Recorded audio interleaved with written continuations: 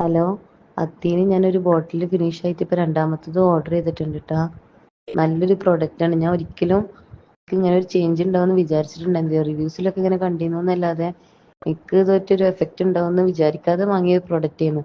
പക്ഷെ ഇത് കഴിച്ച ഒരു 4 to 5 days കഴിഞ്ഞപ്പോത്തിന് ഒരുപാട് ചേഞ്ചസ് എനിക്ക് ഫീൽ ചെയ്ത്.